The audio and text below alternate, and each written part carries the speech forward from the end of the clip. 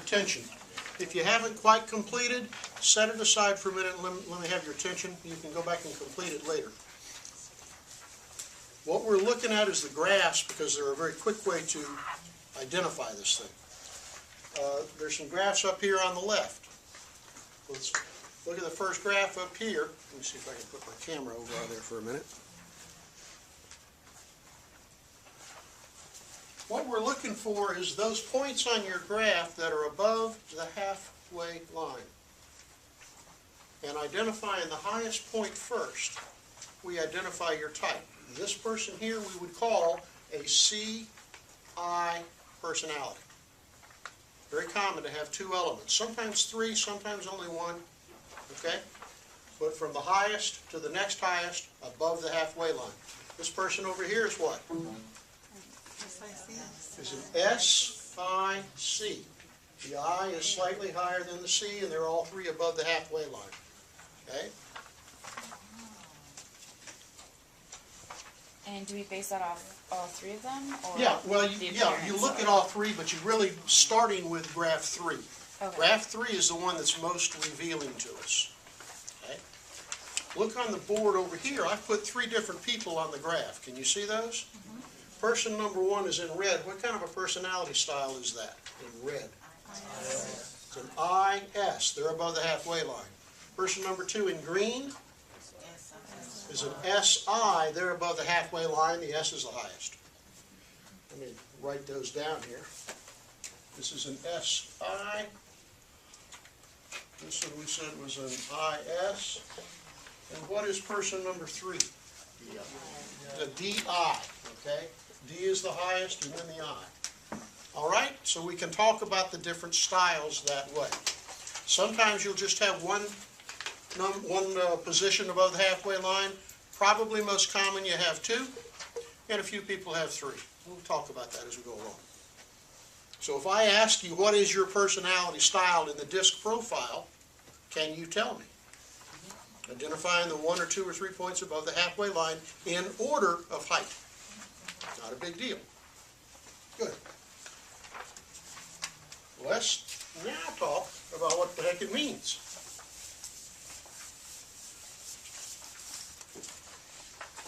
Anybody here taken the Myers-Briggs type indicator before? A lot of folks have, right? Remember what type you are? Name them off and I can tell you. I can never remember. There are 16 different permutations out of 4 letters Myers-Briggs. that come out of it, right? There's four categories that you can be on one end or the other on. I've got it at home. I could look it up. My comment is this. The Myers-Briggs is an excellent instrument for taking a close look at yourself. It is not that friendly in taking a look at other people and figuring out what you have in common or why you have some differences. That's why I like this system. It's pretty short and sweet, but I found it's not a complete statement, but it's a great way to begin to organize some of the communications and relationships that are going on in any environment. There's only 4 types, D, I, S, and C. Once we understand what the D characteristic is all about, and somebody says, well, I'm a DI or a DC, immediately we start thinking, okay, probably have tendencies of this nature, not these. So what do the different letters mean? What we do is we lay out a matrix. And we say, look, on the horizontal spectrum here, if you will, you have people who are very focused on the finished product of whatever they're doing. They're focused on get it done and get it done now. Stop wasting time. Just do it. On the opposite end of that spectrum are people who are very focused on the processes involved. Getting it done the right way. Understanding it properly. Let me give you an example. If I gave you a new smartphone today with lots of features that have never been revealed before, how would you go about learning how to use that smartphone? Read the manual. You would read the manual. Who would play with it? That's the only way to know. Hands on. How many of you are going to read the manual and work your way through it and get it right? It's too long. Can you imagine the rest of those people, you know? What the hell are they doing, right? That's fine.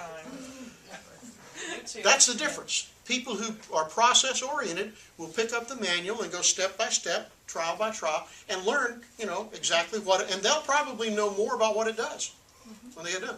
The other people, you button mashers, you'll be out there going crazy, and you'll figure out some of the stuff pretty quick. And you'll make everybody else feel like an idiot. My son does that to me regularly.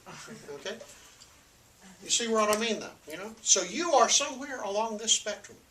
You're not in the middle. We're not going to let you be in the middle. You're a little bit this way, or maybe a lot. Or you're a little bit this way, or maybe a lot. Okay?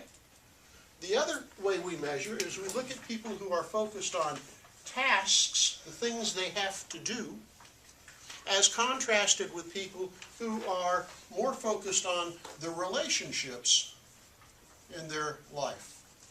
And remember, right now we're talking professional life. What's the difference? These are people who are focused on what I've got to do, what I have done, what I can do. And these are people who are focused on the harmony or lack of it in their various relationships with people. So imagine for a moment, you're driving to work in the morning. What are you thinking about? Are you thinking about, in terms of work, are you thinking about the things you've got to do today? In the order in which you're going to get them done and how to get them done, maybe quick, or got to spend a little more detail on something? Or are you thinking about, who am I going to see today? Got to have a conversation with so-and-so about such and such.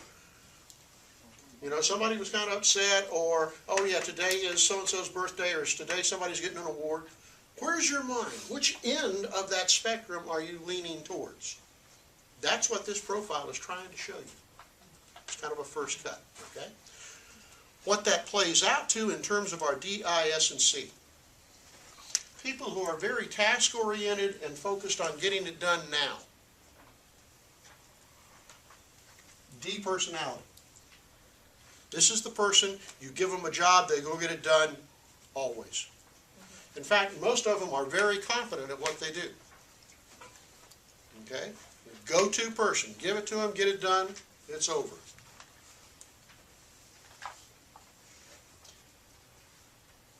Focused on the work. There are other people who are focused on interacting with people and keeping it up and positive. This is the I part. We'll talk more about the I's in just a minute. Over on this end, we got people focused on the process of relationships. How are they going? What needs to be said, not said? What do I need to say, and so and so? These are the S's. And then up here, people who are focused on what have I got to do and what is the proper, correct way to do it are the C's. So if you are a DC, you're focused on getting things done, and you're either focused primarily on getting it done right or getting it done fast.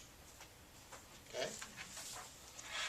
If you are an SI, you're not terribly focused on getting it done. You're focused on the relationships going on, the communications going on within your groups.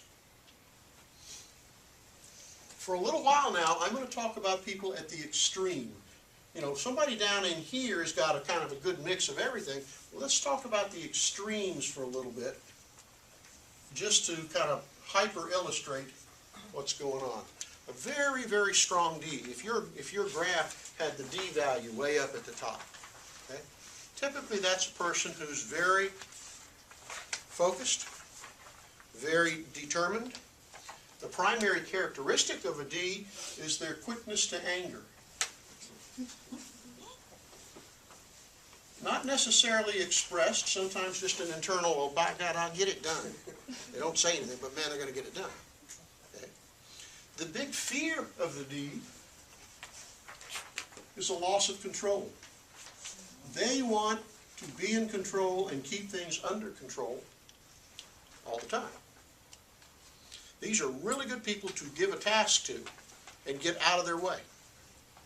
What's lacking in the far D personality, though? What does he or she not have? All this stuff down here. Paying attention to the details, following the instructions, reading the guidelines, checking the deadline, and working with people as you get it done. So what too often happens with the D-type person is they get it done, but at the end of the process, it's not always done completely. And there's wounded bodies or egos laying all over the room because they're real curt and abrupt and direct in their speech. And they don't mean to hurt feelings. They're just telling you what is. And so a D may look at you and say, I see, I read your report, it sucks. I need you to do this. Did he insult you? In his mind, he's just giving you the facts.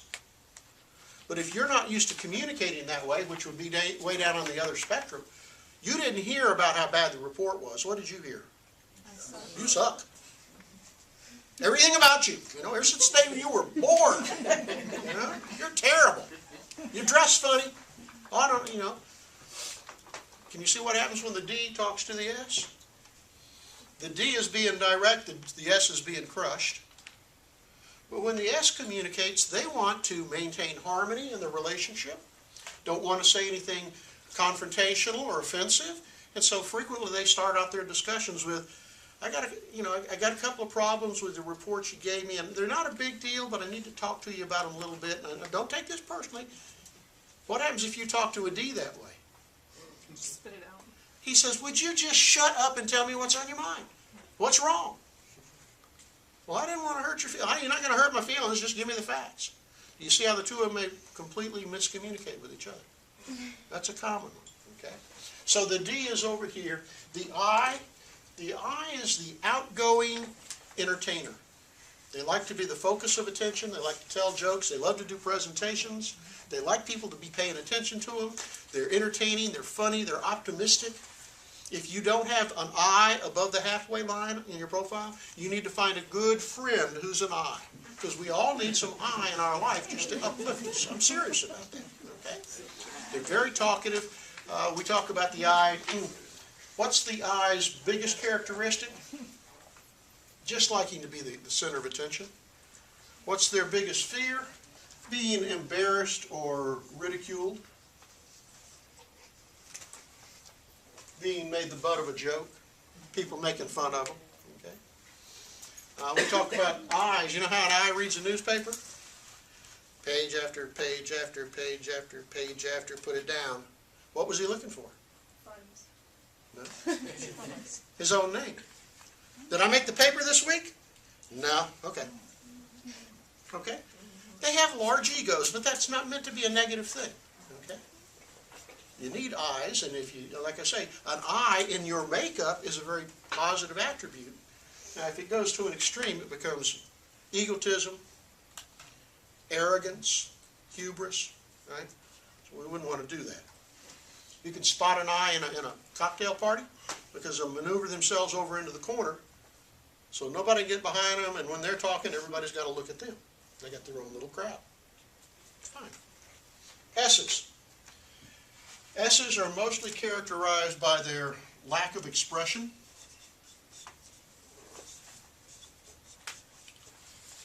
We call it stone face or thick face. They don't show a lot of emotion.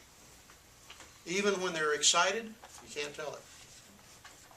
When they're angry, you can't tell it. Are you upset?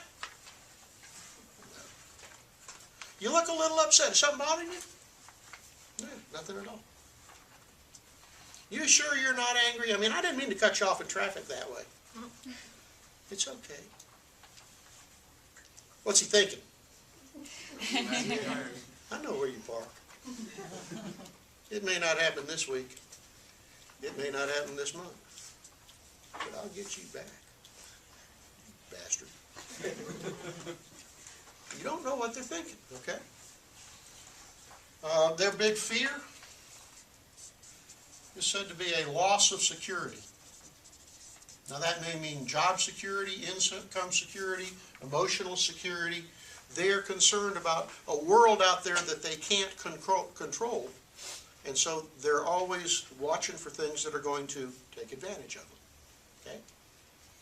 And finally, the C personality up here, very focused on what am I going to do and how am I going to get it right. Okay? Generally characterized by incredible attention to detail.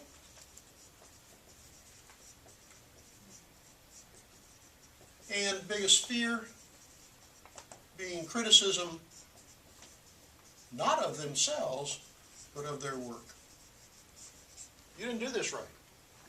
And so they tend to find whatever authority they need, the rules, the regulations, the company policies, the tax code, and they say, see, here it is, and here's how I did it.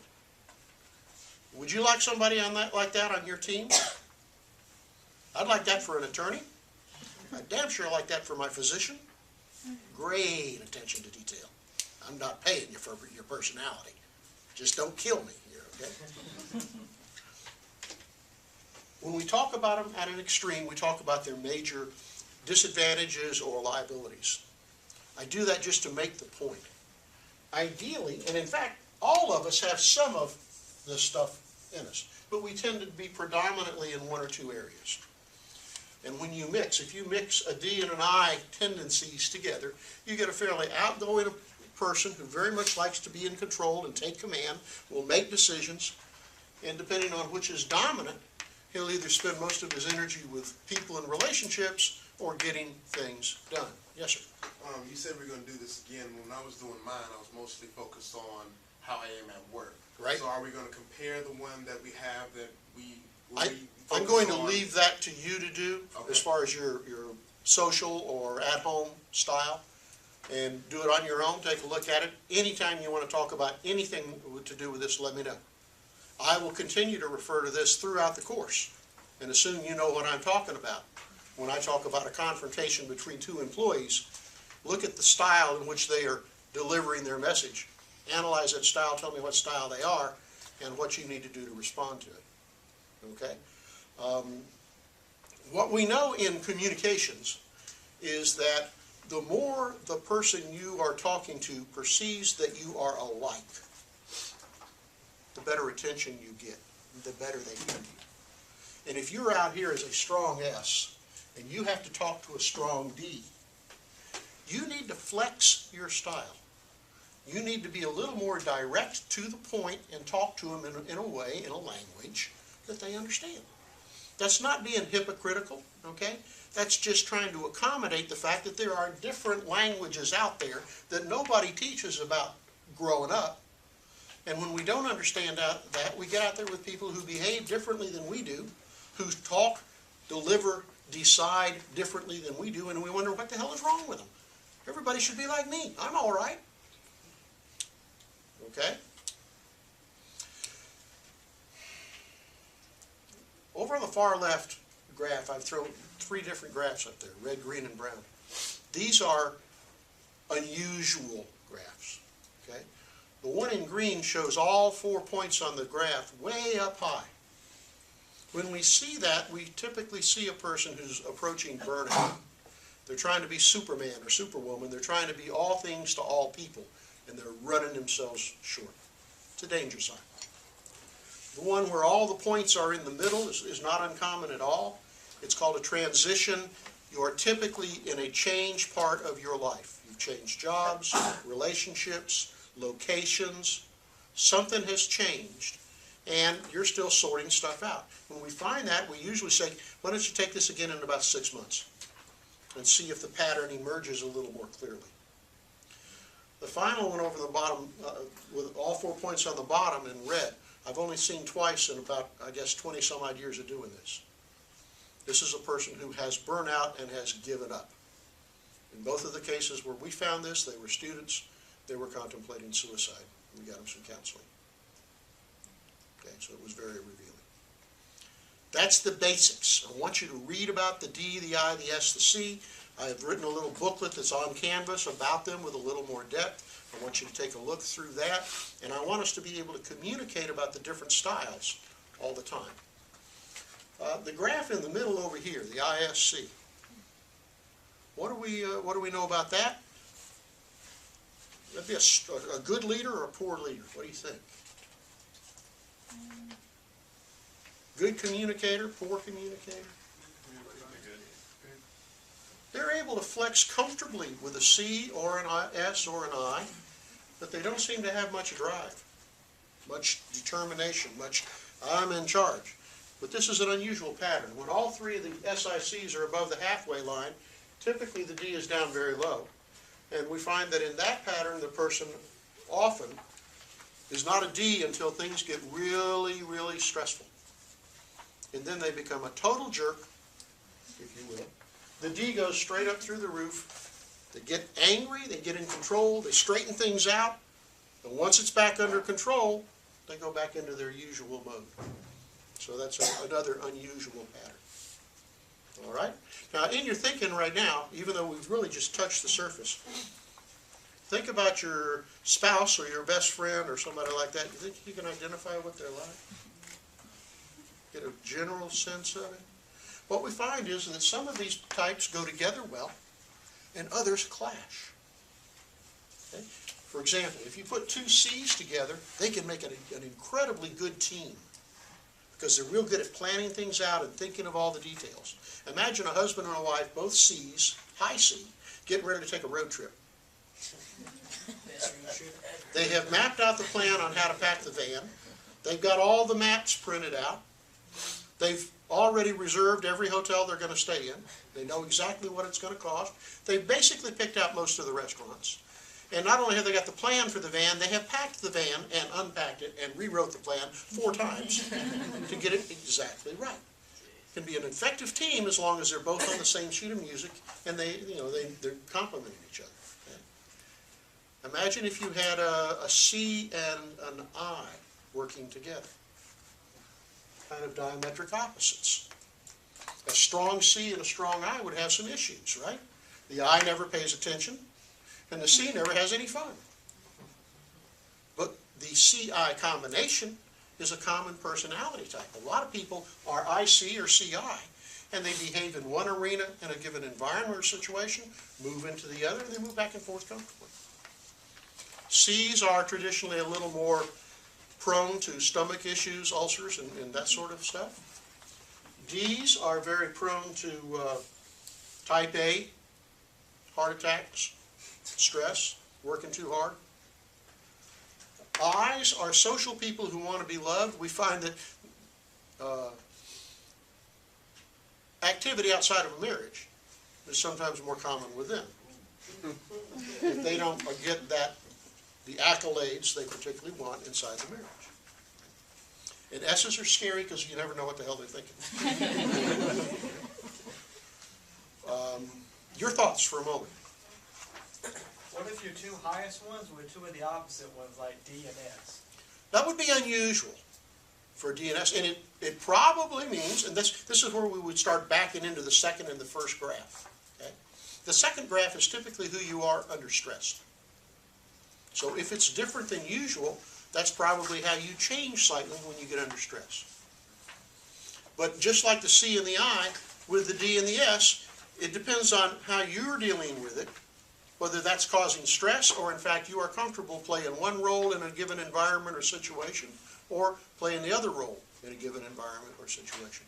Right, because that's what happened to me, and I wonder, does that just mean I'm confused as an individual? Probably not. It's an unusual pattern, but it's not a negative, liability by any means. I would be interested to talk with you in terms of work situations and what you saw and what you thought about what was going on. That would give me some indication of where you probably reside most often. And it may be that you're one of those at home and one of those at work. Okay? What else? Other questions or comments at this point? Yes, What ma'am? is graph 1 mostly? Graph 1 is the private you, right? Isn't that the way it's described there? I thought it said graph 1 was the most external self. I may have them reversed. Okay, you're right. Graph 2 internal was stressed. Graph 1 is more what you think other people want you to be. What you think everybody else wants you should be. Graph 2 is who you are, and graph 3 is how you intermix those and display or behave. Okay? So look at graph 1 and ask yourself, the people you work with, do you think that's what they're looking for? Worth asking. All right so far? We'll conclude then with just one other task for you. You see me in the classroom now for the 3rd time tonight. What's my personality style? D. I would say I. DI. E's in there somewhere.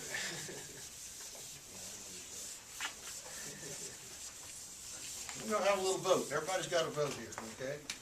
Dominant characteristic for Strickland. One that probably drives him most. How many of you would say a D? Good God, y'all. 5, 6, keep them up. 8, 10, 12, 15. How many think I'm an I? 2, 4, 3, 8. That's more damn people than is in the room. How many think I'm an S? 1. C, attention to detail. 4, 5, 6. You're an ID. We didn't have to vote twice. I would say I'm sorry? SI. We didn't vote twice. We were supposed to vote once, or we thought you were. I thought the most dominant. It's okay, it's still pretty revealing. I didn't vote yet. You didn't vote yet, okay? Other than crazy, what do you think I am? ID. ID. DI. DI. I'll tell you what I am every time I take this profile, and have been for the last 12 years or so. This is my profile.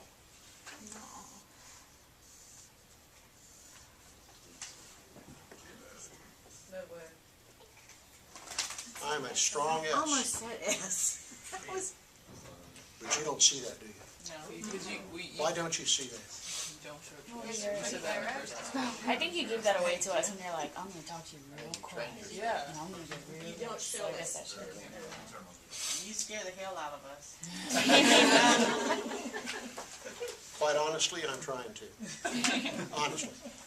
When I go to work at Santa Fe, particularly in this program, I let that come out as much as I can, and I pretend at this, and I am to a degree, about standards of writing and stuff, because I think that's the role I need to play to get the best out of you. So we flex our roles according to the role we've got to play, right? When I go home, I don't want the phone to ring. I don't want to talk to nobody but the wife and the dogs. Just leave me the hell alone. I don't like people, okay? But when I come to work, I'm having a great time. It's the best job I've ever had. Have more fun than I've ever had in my life. And so we adjust. We change. When you come to me, and if you come to me in my office and I'm not having to go to class, and it's just you and I know you, as soon as you sit down with me, you'll probably know I'm pretty quiet, pretty laid back. We can chat. I'm friendly.